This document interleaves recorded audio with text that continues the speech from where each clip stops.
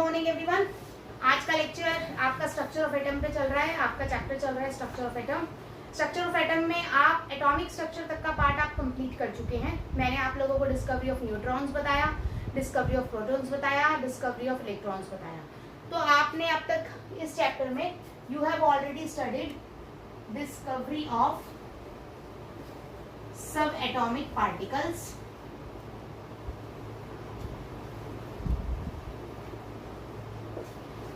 ठीक है। और सब एटॉमिक पार्टिकल्स में आपने 3 पढ़े हैं बेटा जी, electron, proton and your neutron, ठीक है। तीनों की डिस्कवरी के बारे में आप पढ़ चुके हैं, तीनों के ऊपर चार्ज पढ़ चुके हैं, तीनों के ऊपर मास पढ़ चुके हैं, E/m रेशो पढ़ चुके हैं, उनका नेचर पढ़ चुके हैं एंड किस किस ने उसकी डिस्कवरी की थी उसके बारे में भी आप स्टडी कर चुके हैं। तो यहाँ पे एक छोटा सा क्वेश्चन मैं आपसे पूछूंगी कि इनको हम फंडामेंटल पार्टिकल्स भी बोलते हैं। These are also known as fundamental particles. This is your question. Electron, proton and neutron को फंडामेंटल पार्टिकल्स क्यों बोलते हैं?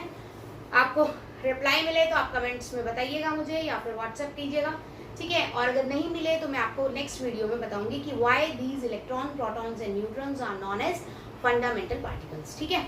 एंड सेकेंड क्वेश्चन कि chemistry is based on which metal? Chemistry is based on which element actually?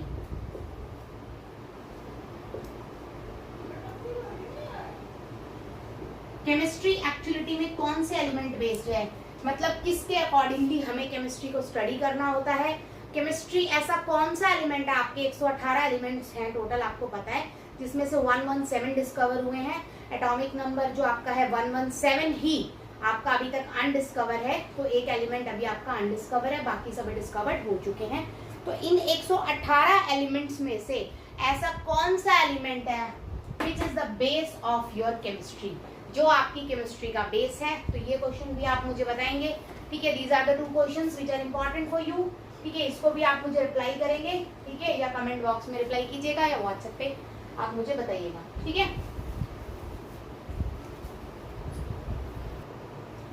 तो इन questions के reply के बाद आप हमको आगे आप करवाते हैं बेटा जी मॉडल्स ऑफ एटम्स, या फिर आप इसे बोल सकते हैं atomic models.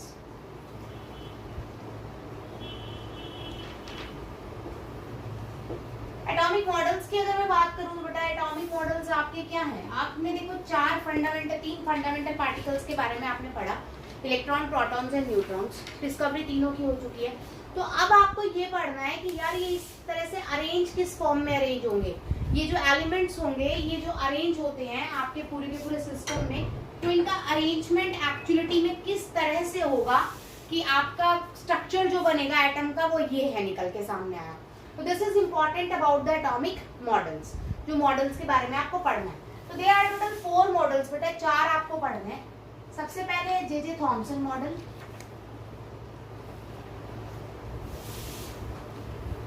Next is your Rutherford model,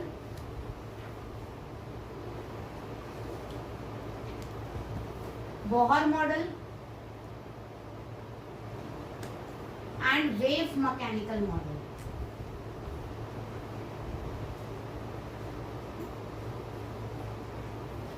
तो आपका अगर मैं जे थॉमसन मॉडल की बात करूं तो सबसे पहले जे थॉमसन मॉडल आया, उसमें कुछ कमियां थी, उन कमियों को दूर करने के लिए हमारा रदरफोर्ड मॉडल आया। फिर रदरफोर्ड में भी कुछ कमियां थी, उनको दूर करने के लिए हमारा बोहर मॉडल आया। बोहर मॉडल एक्चुअली आपके इस चैप्टर का 50% से ज्यादा वेटेज बोहर मॉडल का है बेटा। इस चैप्टर में 60 से 70% जो चीजें यूज हो रही है that is based on Bohr model. और बोहर मॉडल में भी 1-2 कमियां थी जिनको दूर करके हमने आपको क्या दिया, वेव मैकेनिकल मॉडल। इस टाइम पे जो हम यूज कर रहे हैं that is wave mechanical model. ये ऐसा मॉडल है जिसमें सबसे कम कमियां हैं और जो आपका क्या है प्रॉपर फॉर्म में एग्जिस्ट कर रहा है, ठीक है। अभी तक इससे ज्यादा रिसर्च करके कोई और मॉडल नहीं आया। This is the latest model which we are using. तो सबसे पहले we are going to discuss about J Thomson model.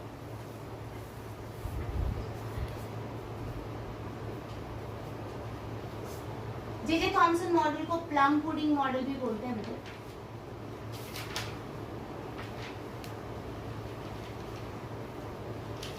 Watermelon भी बोलते हैं, वाटरमेलन मॉडल। Resin model.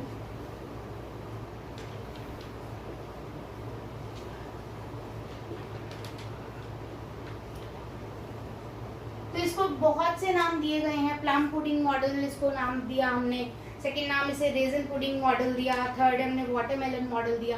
क्या है ये प्लम पुडिंग? पुडिंग का मतलब बेटा यहाँ पर केक से है, पुडिंग स्टैंड्स फॉर केक। तो जिस तरह से आपका कोई भी केक होता है बेटा, सॉरी, आपका कोई भी केक होता है उसमें जगह जगह पर प्लम पुडिंग में प्लम्स लगाए जाते हैं, जगह जगह आपको कहीं पर भी प्लम मिल सकता है।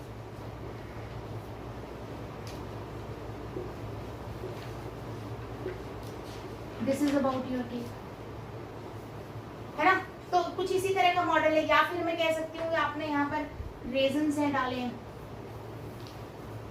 ठीक है, तो यहाँ पर हो सकता है। या वाटरमेलन मॉडल की मैं बात करूँ तो वाटरमेलन में ये सारा का सारा क्या होगा बेटा, आपका रेड पार्ट होगा, ईटेबल, और ये आपके क्या होंगे बेटा, सीड्स होंगे, है ना। तो this is all about your plum pudding model. ये नाम इसको स्ट्रक्चर के अकॉर्डिंगली दिए गए हैं, ठीक है। तो इसको हमने बहुत सारे नाम दिए बेटा, ये सारे नाम एक्चुअली इसके स्ट्रक्चर के अकॉर्डिंगली दिए गए हैं, ठीक है। तो उसने बोला क्या, उसने बोला कि एक्चुअलिटी में atom is just like a sphere, positive sphere. Atom कुछ भी नहीं है, पॉजिटिव स्फीयर है, जिसमें जिस तरह से केक के अंदर कहीं पर भी आपके ड्राई फ्रूट्स, प्लम्स या आपकी रेजन्स निकल जाती है, या जिस तरह से वाटरमेलन में कहीं पर भी आपके सीड्स निकल जाते हैं, उस तरह से रैंडमली आपके डिस्ट्रीब्यूटेड है इलेक्ट्रॉन्स। रैंडमली डिस्ट्रीब्यूटेड क्या है बेटा जी, आपके इलेक्ट्रॉन्स डिस्ट्रीब्यूटेड है।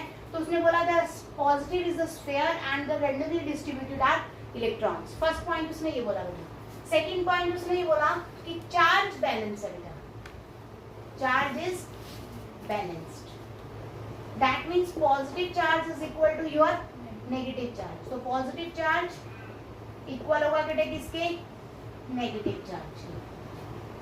क्लियर हुई बात, दोनों यहाँ पर चार्जेस इक्वल हैं, इसी रीजन की वजह से आप जब किसी भी एटम को टच करते हैं तो आपको करंट नहीं लगता, क्योंकि करंट आयनिक स्पीसीज ही आपकी करंट ड्रॉ करती है। आयंस और इलेक्ट्रॉन्स के थ्रू करंट क्या होता है, ट्रेवल करता है। तो अगर आपकी स्पीसीज न्यूट्रल है, मतलब उसमें positive charge is equal to क्या है बेटा, नेगेटिव चार्ज है, तो उसके अंदर आपका कोई भी करंट नहीं होगा। क्लियर है मेरी बात। तो this is about your J Thomson model. अब अगर इसके हम ड्रॉबैक्स के बारे में बात करें, इसकी कमियों के बारे में बात करें, तो ध्यान से पढ़िए बेटा। पहली कमी देखो उस टाइम पर शायद नहीं थी, बट आज आपको पता है। आप 10th क्लास में बोहर मॉडल के बारे में पढ़ के आए हैं कि इलेक्ट्रॉन्स क्या करते हैं, दिस इज न्यूक्लियस, और इलेक्ट्रॉन्स क्या करते हैं बेटा, ऑर्बिट्स में घूमते हैं। आप ये बात 10th में ही पढ़ के आए हैं। तो फर्स्ट चीज उसने बोला electrons are stationary, that means electrons move नहीं करेंगे, बट एक्चुअलिटी में electrons move in the orbit. तो फर्स्ट पॉइंट उसका गलत साबित हो गया कि इलेक्ट्रॉन्स एक्चुअलिटी में स्टेशनरी हैं, वो मूव नहीं करेंगे, ठीक है। सेकंड उसने बोला कि जो मास है वो पूरे के पूरे एटम में इस तरह से डिस्ट्रीब्यूटेड है, क्योंकि पॉजिटिव जो स्फीयर है, तो आप अगर इसके बहुत सारे इक्वल पीसेस अगर आप कर दो तो मास भी क्या आएगा, सेम आएगा। उसने ये बोला कि मास इक्वल है, इसमें अगर 10 ग्राम है तो इसमें भी 10 ग्राम होगा, इसमें भी 10 ग्राम होगा, उसने ये बोला। बट ऐसा नहीं है, हमें पता है कि mass is due to neutrons and protons. आप एटॉमिक स्ट्रक्चर पढ़ चुके हो, तो मास सिर्फ न्यूट्रॉन्स और प्रोटॉन्स दैट इज न्यूक्लियॉन्स की वजह से होता है। इलेक्ट्रॉन्स का मास क्या है, नेग्लेजिबल। तो फर्स्ट पॉइंट, इलेक्ट्रॉन्स उसने बोला स्टेशनरी है, मतलब मूव नहीं करेंगे, बट एक्चुअलिटी में electrons are moving particles in the orbit. Second उसने बोला मास इज क्या है, डिस्ट्रीब्यूटेड है, जो आपका पूरे के पूरे थ्रू आउट क्या वर्ड यूज करते हैं, इवनली डिस्ट्रीब्यूटेड है मास, लेकिन एक्चुअलिटी में मास इवनली डिस्ट्रीब्यूटेड नहीं है। मास इज कंसीडर्ड या मास इज कंसंट्रेटेड ऑन आपका न्यूक्लियस, ठीक है। थर्ड पॉइंट की बात करें उसने नहीं बता पाया, जैसे कि आपको दिखा, आपने 10th क्लास में पढ़ा कि जब आपने रदरफोर्ड लिया था तो यहाँ पर आपने एटम्स लिए थे बहुत सारे, थिन गोल्ड फॉइल ली थी, याद होगा, और आपने यहाँ से रेज पास की थी, तो उसके बहुत सारे ऑब्जर्वेशंस थे। जैसे ही रदरफोर्ड ने वो ऑब्जर्वेशंस किए तो जे थॉमसन से पूछा गया, हाँ जी अब आप रिप्लाई कीजिए इन ऑब्जर्वेशंस का, तो जे थॉमसन के पास उन ऑब्जर्वेशन का रिप्लाई नहीं था। क्यों? क्योंकि उसने बोला पूरा का पूरा पॉजिटिव है। उसने क्या बोला? पूरा का पूरा पॉजिटिव है। तो उसके अकॉर्डिंगली तो यहाँ से जब आप अल्फा पार्टिकल्स फेंकोगे इस पे, अल्फा पार्टिकल्स मैं आपको लास्ट लेक्चर में बता चुकी हूँ, हीलियम 2 पॉजिटिव को अल्फा पार्टिकल्स बोलते हैं। तो बेटा इस पे कौन सा चार्ज है? पॉजिटिव। पूरा ये एटम किस चीज का बना हुआ है? पॉजिटिव। तो पॉजिटिव पॉजिटिव तो रिपेल करना चाहिए, लेकिन रदरफोर्ड वाले में कुछ तो क्या हो गए थे, आगे पास हो गए थे, कुछ एक आधा ही वापस आ रहा था, कुछ डिफ्लेक्ट हो रहे थे। तो इसका मतलब पॉजिटिव अलग अलग जगह पे अलग अलग अमाउंट में प्रेजेंट है ना। तो उसका ये सारी बातें, उसकी जो 2-3 बातें थी वो गलत साबित हो गई थी। इसी रीजन की वजह से जे थॉमसन मॉडल को रिजेक्ट किया था। ठीक है, नेक्स्ट मॉडल हम देखते हैं, that is your Rutherford model. So this is now your Rutherford model of atom we are going to study. We are going to discuss about the Rutherford model atom. You have already discussed about the J.J. Thomson model. J.J. Thomson model में आपने बहुत सारी चीजें पढ़ी, जो कि उसकी कुछ बातें गलत भी थी, आपने वो भी पढ़ी। अब रदरफोर्ड मॉडल ने क्या किया, रदरफोर्ड जब आए तो उन्होंने जे.जे. थॉमसन मॉडल को बेस बनाया, क्योंकि जे.जे. थॉमसन मॉडल को उस टाइम पे गलत साबित करने वाला कोई भी नहीं था। तो रदरफोर्ड ने क्या किया, जे.जे. थॉमसन मॉडल के पोस्टुलेट्स को बेस बना के और अपनी स्टडी स्टार्ट की, अपनी रिसर्च स्टार्ट की। तो उन्होंने क्या किया, एक सेटअप लगाया, this is your experimental setup. तो एक्सपेरिमेंटल सेटअप में सबसे पहले आपका पढ़ रहे हो आप सोर्स। सोर्स क्या देगा बेटा, सोर्स आपको प्रोवाइड करेगा अल्फा पार्टिकल्स। सोर्स आपको अल्फा पार्टिकल्स प्रोवाइड करेगा, और अल्फा पार्टिकल्स एक्चुअलिटी में हीलियम 2 पॉजिटिव पार्टिकल्स को हम अल्फा पार्टिकल्स बोलते हैं। ठीक है, after that there is a slit बेटा, यहाँ पे एक स्लिट लगाई गई है। स्लिट का क्या काम है बेटा, आपको ना यहाँ पे आके जो रेज स्टेडी हो रही है, डिफ्लेक्ट हो रही है, उनके बारे में स्टडी करना है। तो you have to study the deflection of rays. तो आप चाहते हैं कि कोई रे है जो वो बिल्कुल सीधी आए, इधर उधर जो है डिफ्लेक्ट ना हो, बिल्कुल यहीं जाके डिफ्लेक्ट हो, ताकि आपको उसका डिफ्लेक्शन पता लग सके, वो कितनी टेढ़ी हुई है आपको ये पता लग सके। तो स्लिट एक्चुअलिटी में क्या करता है बेटा, keep the raise travel in straight line. Straight line में आपकी रेज को क्या करता है, ट्रेवल करने देता है। थर्ड इज योर आपका क्या है बेटा, aluminium foil, sorry gold foil.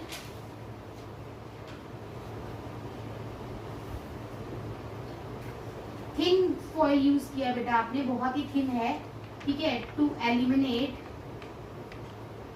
या फिर आप कह सकते हो to easily deflect alpha raise.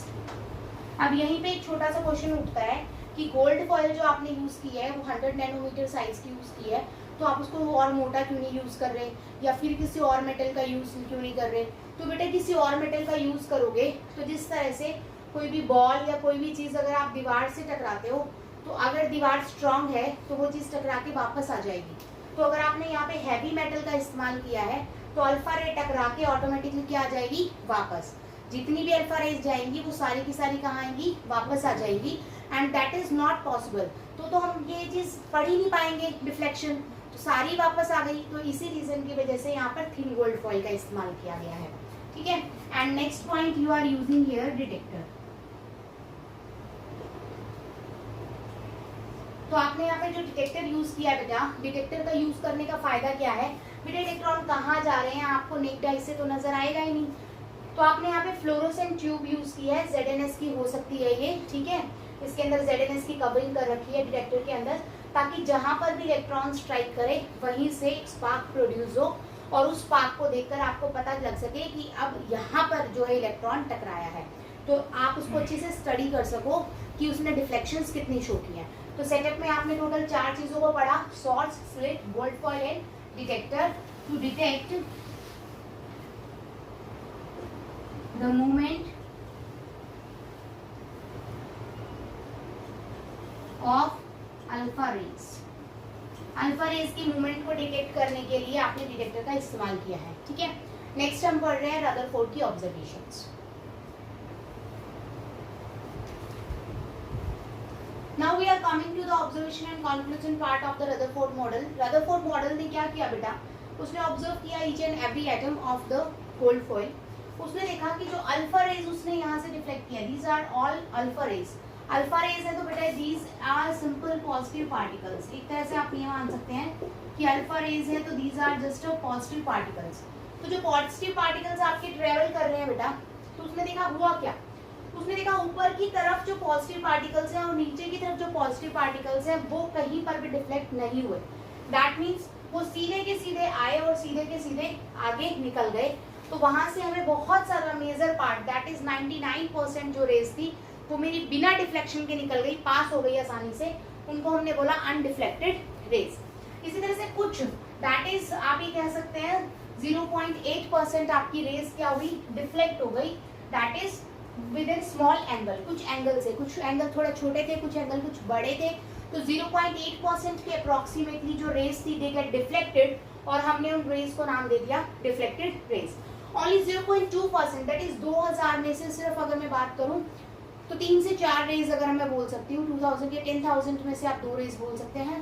तो आपकी कुछ रेज दैट इज 0.1% रेज आपकी क्या हुई, जो आई सेंटर से टकराई और वापस आ गई, दैट इज बाउंस बैक कर गई। दैट इज जो पाथ उसने फॉलो किया था, जैसे वो सीधी आई उसी पाथ को फॉलो करते हुए वो वापस चली गई। तो उसने 3 चीजें देखी। फर्स्ट पॉइंट उसने देखा कि 99% स्ट्रेट लाइन में पास कर गई, स्ट्रेटली क्या कर गई वो बेटा, पास कर गई, ठीक है। तो जो ये पास कर गई इसका मतलब वो स्पेस क्या है, एम्प्टी है और वहां पर कोई भी पॉजिटिव पार्टिकल प्रेजेंट नहीं है। क्योंकि अगर पॉजिटिव होता तो प्लस और प्लस टकराते और थोड़ा बहुत डिफ्लेक्शन शो होता, ठीक है। उसके बाद कुछ आपकी क्या हुई, कुछ एंगल पर डिफ्लेक्ट हो गई, जैसे ये टेढ़ी हुई या ये हुई, तो थोड़ी बहुत जो कुछ एंगल पर डिफ्लेक्ट हुई इसका मतलब इधर से प्लस आ रहा था तो वहां पर कोई ना कोई प्लस है जिसकी वजह से क्या हुआ, ये टेढ़ी हो गई। क्योंकि पॉजिटिव और पॉजिटिव रिपेल करेंगे तो ये वाला पॉजिटिव अगर रिपेल कर रहा है तो रेज थोड़ी सी डिफ्लेक्ट हो जाएगी। तो इसी वजह से आपकी अप्रोक्सीमेटली 0.8 to 0.9% आपकी रेज क्या हुई, डिफ्लेक्ट हो गई। क्यों, क्योंकि पॉजिटिव चार्ज वहां पर प्रेजेंट है। डन। सिर्फ एक रे अबाउट द 2000 में से एक या 2 रे ऐसी थी जो सेंटर से गई और वापस आ गई, तो दैट इज बाउंस बैक हो गई। इसका मतलब क्या हुआ कि जितना भी पॉजिटिव चार्ज है एक्चुअली में वो कहाँ प्रेजेंट है, सेंटर पे प्रेजेंट है और उसका थोड़ा बहुत इफेक्ट जाता है चारों तरफ, जिसकी वजह से जो रेज हैं वो डिफ्लेक्ट करती हैं। तो जो पॉजिटिव पार्ट है दैट इज कंसंट्रेटेड। कंसंट्रेटेड का मतलब सारा का सारा पॉजिटिव पार्ट सिर्फ सेंटर पर ही प्रेजेंट है और उसका जो थोड़ा बहुत डिफ्लेक्शन का है वो थोड़ा बहुत इफेक्ट है उस प्लस का, जिसकी वजह से रेज थोड़ी बहुत क्या हो रही हैं, डिफ्लेक्ट हो रही हैं। तो this is all about your observations and conclusions. Now we are discussing beta the nuclear model of atom. Nuclear model of atom is another name of alpha scattering experiment based Rutherford model. Rutherford model का ही दूसरा नाम है आपका nuclear model atoms, ठीक है। तो actually Rutherford model जैसा कुछ एग्जिस्ट नहीं करता है। Rutherford is just a scattering experiment जिसमें हमने गोल्ड फॉइल के ऊपर रेज को डाला था, पार्टिकल्स को डाला था, अल्फा पार्टिकल्स को, और हमने ऑब्जर्वेशंस देखी थी। तो that is just an experiment, that is not an model. उन एक्सपेरिमेंट के बेस पे हमारे ने कुछ पोस्टुलेट्स बनाए और वो पोस्टुलेट्स कहलाए nuclear model of atom. Nuclear model of atom का दूसरा नाम प्लैनेटरी मॉडल ऑफ एटम भी बोला जाता है। तो वो इसलिए क्योंकि जिस तरह से बीच में सन होता है और उसके चारों तरफ प्लैनेट्स रिवॉल्व करते हैं, उसी तरह से बीच में सेंटर में न्यूक्लियस होगा और उसके चारों तरफ क्या होंगे, इलेक्ट्रॉन्स रिवॉल्व करेंगे। ये बात हमें क्लियरली बता दी थी किसने, रदरफोर्ड के एक्सपेरिमेंट ने, और इसी बात को एक्सप्लेन हम करेंगे न्यूक्लियर मॉडल ऑफ एटम में। सबसे पहली बात उसने बोला कि जितना भी पॉजिटिव चार्ज होता है आपका, दैट इज प्रोटॉन्स, वो हमेशा कहाँ पर कंसंट्रेटेड रहेंगे, सेंटर पे। बिल्कुल वो सेंटर पे होते हैं, इधर उधर नहीं होते हैं। सेकेंड चीज, आपके न्यूक्लियस का साइज हमेशा छोटा रहेगा as compare to size of atom. Obvious सी बात है बेटा, आपके एटम के अंदर न्यूक्लियस प्रेजेंट है तो न्यूक्लियस का साइज क्या होगा, छोटा, और एटम का साइज क्या होगा, बड़ा। सेकंड नेक्स्ट उसने example, radius of atom divided by radius of nucleus. Radius of atom होता है 10⁻⁻8 मीटर की टर्म्स में, और रेडियस ऑफ न्यूक्लियस होता है 10⁻13 मीटर। तो आपने जब डिवाइड किया 10⁻5 मीटर आया, तो रेडियस ऑफ एटम, मैं न्यूक्लियस को उधर ले गई, आपका रेडियस ऑफ एटम क्या बना बेटा, 10⁻5 metre into radius of nucleus. तो हमेशा अगर एटम की बात करें तो वो 10⁵ गुना ज्यादा बड़ा होता है एज कम्पेयर टू न्यूक्लियस। तो जो साइज ऑफ एटम है वो बहुत बड़ा है as compare to size of nucleus. तो साइज ऑफ न्यूक्लियस को यू कैन ऑल्सो रिजेक्ट, आप उसे निग्लेजिबल भी मान सकते हैं, वो इतना बड़ा है इन योर क्वेश्चंस और न्यूमेरिकल्स में। नेक्स्ट नेगेटिव चार्ज का उसने बोला कि इलेक्ट्रॉन्स जो है वो एक्सेलरेट कर रहे हैं। मैं टर्म रिपीट कर रही हूँ, एक्सेलरेट कर रहे हैं। एक्सेलरेट करने का मतलब होता है वर्क डन हो रहा है। अगर उसके accordingly this is your nucleus और इलेक्ट्रॉन यहाँ घूम रहा है, तो उनके अकॉर्डिंगली रदरफोर्ड एक्सपेरिमेंट के अकॉर्डिंगली एक्सेलरेट करेगा तो धीरे धीरे उसका एनर्जी लेवल कम होता चला जाएगा, और धीरे धीरे एक टाइम आएगा जब आपका इलेक्ट्रॉन आपके न्यूक्लियस के ऊपर जाके क्या हो जाएगा, गिर जाएगा, जिससे आपका एटम क्या हो जाएगा, अनस्टेबल, और एटम खत्म हो जाएगा, एग्जिस्ट ही नहीं करेगा। तो टर्म इज एक्सेलरेट। उसने ये नहीं बोला कि इलेक्ट्रॉन मूव कर रहे हैं। अगर इलेक्ट्रॉन मूव करते तो दिस इज न्यूक्लियस, और वो ऐसे ही मूव करते बेटा एक ही पाथ में, सर्कुलर मोशन, इस तरह से, this is movement and this is acceleration. Acceleration का मतलब दे आर डूइंग वर्क, और काम कर रहे हैं तो धीरे धीरे एनर्जी लूज करेगा and it will fall on your nucleus. Next is your electron एक पाथ में मूव करते हैं। उसने ये नहीं बोला था कि इलेक्ट्रॉन सर्कुलर पाथ में मूव करते हैं, उसने सिर्फ इतना बोला था कि इलेक्ट्रॉन मूव करते हैं अपने एक फिक्स पाथ में, और फिक्स पाथ का नाम उसने ऑर्बिट दिया था। अब तक आपको लग रहा होगा कि बोहर मॉडल ने ऑर्बिट के बारे में बताया था, but that's not true. Orbit के बारे में न्यूक्लियर मॉडल में ही बताया गया था। बोहर ने तो सिर्फ ये कहा था कि जो फिक्स पाथ है दैट इज इलिप्टिकल और सर्कुलर पाथ है। वो बात समझ आई कि वो पाथ ये वाला है, ये वाला नहीं है। और आपके रदरफोर्ड ने बोला कि इस टाइप का पाथ आपका इलेक्ट्रॉन फॉलो करता है। Next is your electrostatic forces exist करती है बिटवीन इलेक्ट्रॉन्स एंड प्रोटॉन्स। आप तो अच्छे से जानते हैं कि न्यूक्लियस में पॉजिटिव चार्ज प्रेजेंट है और इलेक्ट्रॉन्स पे नेगेटिव चार्ज है। तो पॉजिटिव और negative charge F is equal to Q1 into Q1 into Q2 by में R स्क्वायर। पढ़ चुके हैं बाय कॉलम्स लो, आप 10th में पढ़ के आए हैं। तो चार्जेस, दो चार्जेस के बीच में हमेशा फोर्स ऑफ अट्रैक्शन लगता है अगर वो आपके अपोजिट चार्जेस हैं।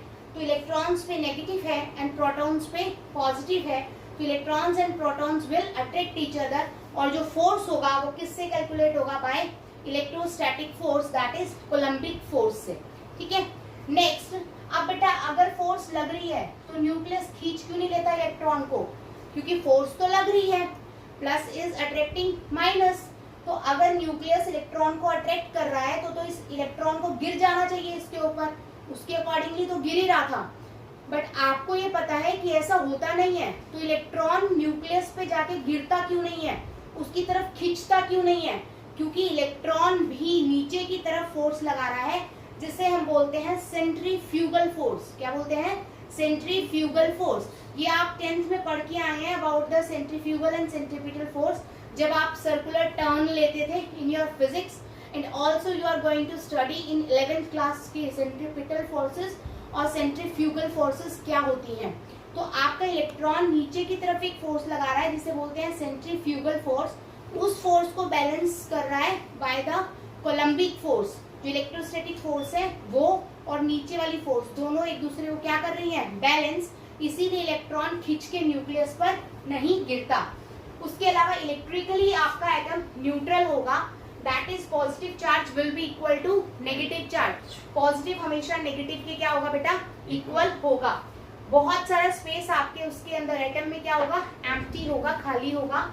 उसके अलावा अगर आपको, this is important for the competition only, ठीक है, ये कंपटीशन के लिए है सिर्फ। अगर आपको रेडियस ऑफ एटम कैलकुलेट करनी है और आपको एटॉमिक मास गिवन है, that is number of nucleons given है, तो you can calculate the radius of nucleus by this formula.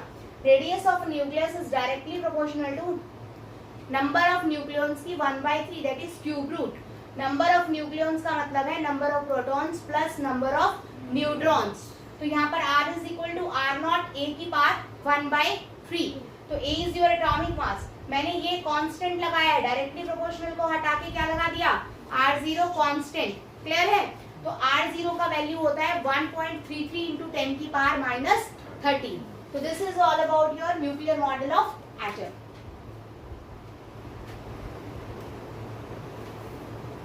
Next we are talking about the failure of a nuclear model. Nuclear model में ऐसी कौन कौन सी कमियां थी जिसकी वजह से वो फेल हो गया था और उसको कम्प्लीटली हम एक्सेप्ट नहीं कर पाए, या उसके बाद उसमें कुछ चेंजेस करके हमारा बॉहर मॉडल आया। सबसे पहले बेटा इलेक्ट्रॉन की एक्सेलरेशन। उसने बोला कि यहाँ पर न्यूक्लियस है और यहाँ अगर इलेक्ट्रॉन है तो वो एक्सेलरेट हो रहा है। एक्सेलरेट का मतलब वो एनर्जी धीरे धीरे लूज कर रहा है। तो एक टाइम आएगा जब उसकी एनर्जी बहुत ज़्यादा लूज हो जाएगी और वो फॉल कर जाएगा आपके किसके ऊपर बेटा, न्यूक्लियस के ऊपर। तो फर्स्ट चीज उसने कही कि इलेक्ट्रॉन का एक सर्टेन पाथ तो होता है, बट वो पाथ हमेशा स्पाइरल होता है। कौन सा पाथ होता है वो, स्पाइरल। इलेक्ट्रॉन हमेशा स्पाइरल पाथ को फॉलो करता है ताकि धीरे धीरे वो न्यूक्लियस पे गिर सके। ठीक है? तो second is atom stability. Same इसी से रिलेट करता है बेटा। अगर आपका इलेक्ट्रॉन जाके न्यूक्लियस पे गिर जाएगा तो इसका मतलब आपका एटम स्टेबल नहीं है, और अगर आपका एटम स्टेबल नहीं है तो ऑब्वियसली बात है हमारी कोई भी चीज एकदम से गायब हो सकती है दुनिया में से, बट एक्चुअलिटी में ऐसा बिल्कुल भी नहीं है। जो चीज एग्जिस्ट करती है वो एग्जिस्ट करती है और वो दूसरी फॉर्म में कन्वर्ट हो जाएगी। जैसे अगर आप किसी चीज को जला दोगे तो वो राख बन जाएगी, बट वो पूरी तरह से ऐसे उड़ नहीं जाएगी एकदम से, है ना। तो इस तरह से एटम इज स्टेबल, बट उसके अकॉर्डिंगली अगर इलेक्ट्रॉन एक्सेलरेट करते हैं इस पॉइंट के अकॉर्डिंगली तो एटम इज अनस्टेबल। तो ये पॉइंट भी उसका गलत साबित हो गया। थर्ड, उसने आपने तो आप पढ़ लिया है इलेक्ट्रॉन्स को डिस्ट्रीब्यूट कर सकते हैं 2, 8, 18, 32 एंड सो ऑन KLMN में, है ना, 10th में आप पढ़ के आए हैं। बट उस टाइम पर वो एक्सप्लेन नहीं कर पाया था कि ऑर्बिट्स में इलेक्ट्रॉन किस तरह से डिस्ट्रीब्यूटेड होते हैं।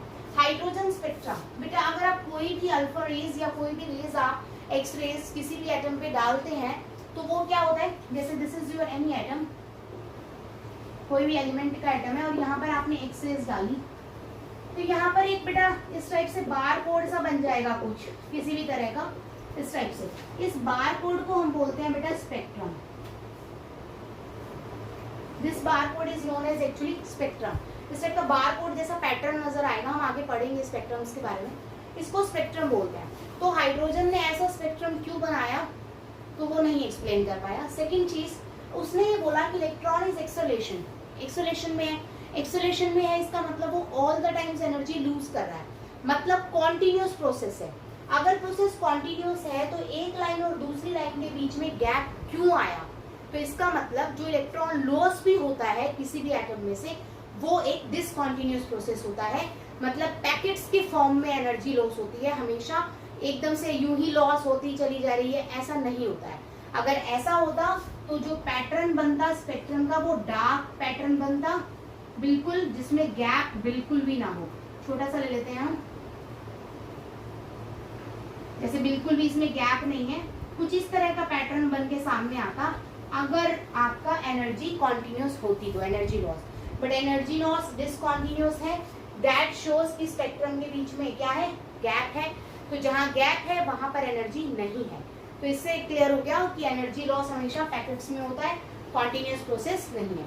तो these are all 5 failures of nuclear model. और ये जो फेलियर्स थे ये on the basis of Maxwell distribution के बेस पे हमने इनको बताया था। ये बात याद रखिएगा बेटा। तो अगर मैं आपसे पूछूं कि जो न्यूक्लियर मॉडल है वो किस बेसिस पे आपका क्या हो गया था, बोलिए, फेल हो गया था, तो आप बताएंगे कि मैक्सवेल ने रेडिएशंस के बारे में कुछ कंसेप्ट दिए थे, मैक्सवेल रेडिएशन डिस्ट्रीब्यूशन या फिर मैक्सवेल रेडिएशन कंसेप्ट है, उसके बेसिस पे हमने इन पॉइंट्स को स्टडी किया है और उसके बेसिस पे ही हमने इन बातों को बताया है। तो these are all about your nuclear model. तो आज आपने 2 मॉडल स्टडी किए हैं, जे थॉम्सन मॉडल और न्यूक्लियर मॉडल। आप इनको अच्छे से कर लीजिएगा। कोई डाउट्स हो तो मुझसे कमेंट्स में या व्हाट्सएप पे आप पूछ सकते हैं, ठीक है। कोई भी डाउट हो तो पूछ लीजिएगा। कल हम डिस्कस करेंगे अबाउट द बोहर मॉडल, नहीं, कल हम डिस्कस करेंगे अबाउट द इलेक्ट्रोमैग्नेटिक वेव्स। पहले वो वेव्स क्या होती हैं हम वो पढ़ेंगे, उसके बाद we will come to the Bohr part. Okay, thank you.